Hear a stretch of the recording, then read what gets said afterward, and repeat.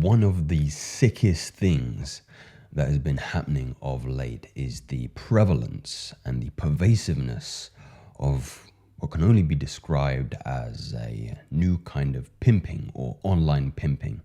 You see, when we discuss this topic of the pervasiveness of sexual material online, a lot of men direct their negative energy towards women who are making this kind of content, right? They're not contributing to society. They're not giving anything really of value. They're just preying on men's vulnerabilities. But what if I told you that it's not just women, but it's other men preying on other men's vulnerabilities as well? So I'm going to share a couple of sources with you in a moment. And I just wanted to give you a brief, what would you say, talk, because some of it is a little bit triggering, I guess. So I wanted to prepare yourself. But I mean, it really makes my blood boil, because I, as a man, want to see other men do well. And when I see some of the shit that's going on here, there are men out there more than willing not only to stand on your shoulders, but cut your throats if it means that they can make money off you, if they can make their lives better. And they have no shame in doing it. So I pulled this screenshot off X, or Twitter as it's called now, the other day from this particular account. Born a Kang, Lant, right? What do you do in this situation?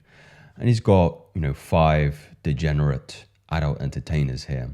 And what's really interesting more recently about X and Twitter is the additional context they add to the content these creators are making. And I just want you to read this below.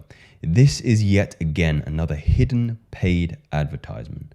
The women in this picture respond, and he replies to boost them so his minor followers will subscribe to their porn.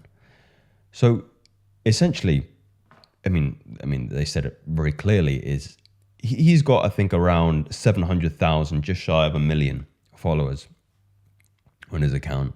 And he'll tweet thirst traps out like this and get all of these women to comment underneath it, with their handles and stuff like that. And he retweets it, he boosts it.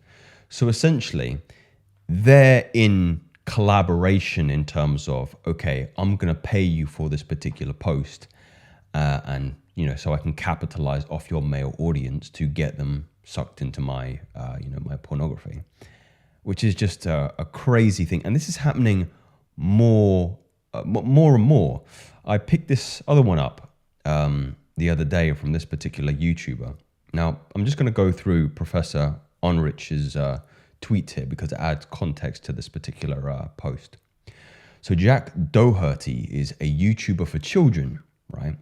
He runs an OnlyFans agency openly. He interviews girls, then pumps their profiles up because he's got about 10 million subscribers, right? So he's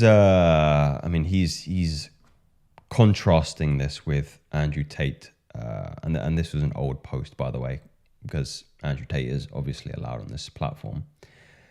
But essentially, they promote Jack because he promotes their agenda, their degeneracy. They want you to be weak, infertile, porn addicts.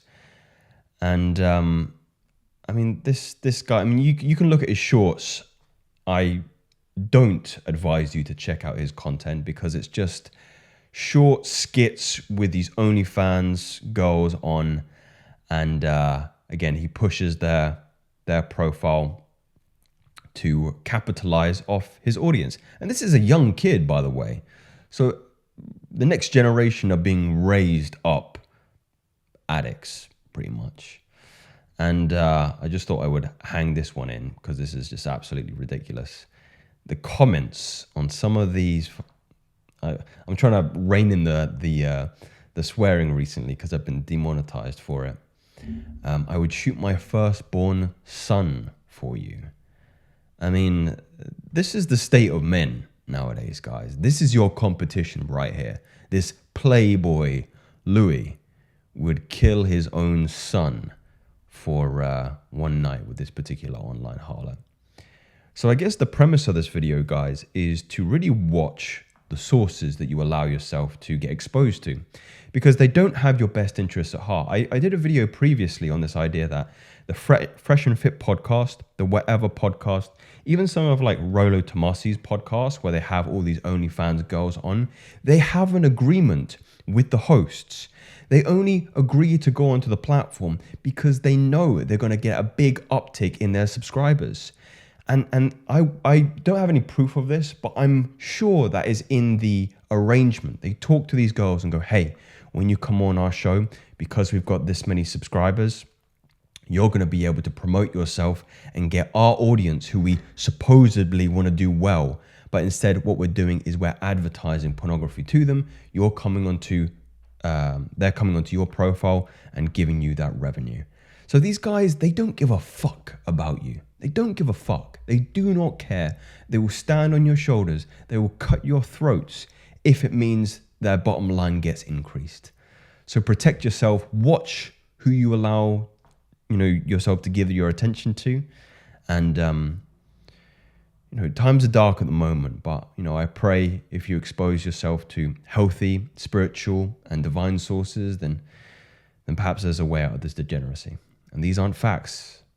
These aren't theories. These are certainly not theories. These are cold, hard facts you can see here today, gentlemen. Speak soon.